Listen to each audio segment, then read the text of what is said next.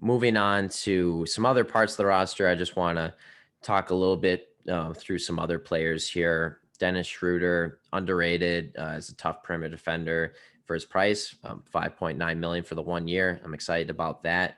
Do you think he starts over Marcus Smart? You know, so there's a lot of ways they could do this, and I have no idea what their starting lineup is going to be. Yeah. I don't think he should. I think this should go out, how they should have their lineup should be Smart, Brown, Tatum, Horford with Williams, and their six man be Dennis Schroeder and have Josh Richardson as their two. But I could see Josh Richardson move into their two and Marcus Smart be their one. I can see Schroeder be their one and Smart be their two. There's a lot of ways that they can move. I can see Horford playing center. There's so much Yeah. versatility with this lineup, so I think they're going to test it out a lot. But I Yeah. I think just think Smart should with, start. Yeah.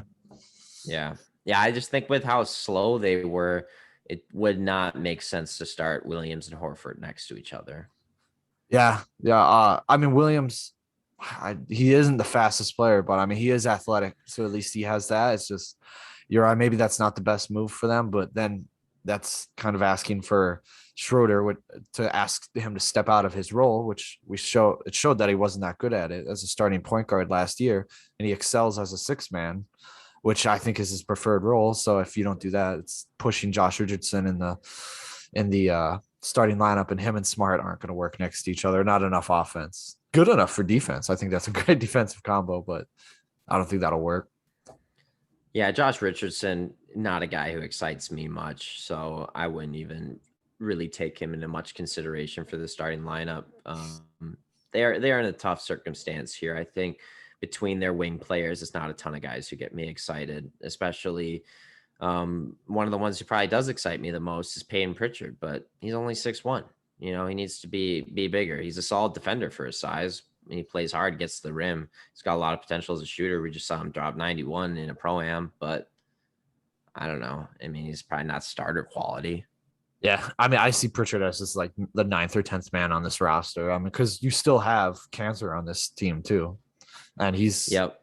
I think he's good. He's going to be a solid piece for them. Not a starting center, especially with the personnel they have. They don't have maybe if Tatum was a shot blocking extraordinaire or even an interior defense, but he's a pretty good perimeter defender, just inside defense. He's a three. He's not supposed to be that good at it. Yeah. Well, they got guys for specific reasons. I think Pritchard is a guy who's young and can grow into his role a bit and maybe give him some more minutes this year. The reason why they signed Ennis Cantor is because just for regular season, he's not going to get a single minute in the playoffs. He's a terrific rebounder and a good scorer on the block, but he's a horrible defender. Yeah. And with that, you can't play him in the playoffs because of that. Minimum contract. He'll probably get some good minutes during the regular season. He's a guy who's played for them before, gets you some energy, and that's about all I got to say on Ennis Cantor. But they got a couple of other interesting guys here too. Chris Dunn, they just traded for. He's pretty awful on offense, but his defense has kept him around in the league, so might be a guy who gets some minutes as well. Romeo Langford looked decent in the summer league defensively. Offensively, he can't seem to do anything anywhere. Which is weird. He was drafted on his offense, so that's kind of a strange thing to see. I don't know. I think he was.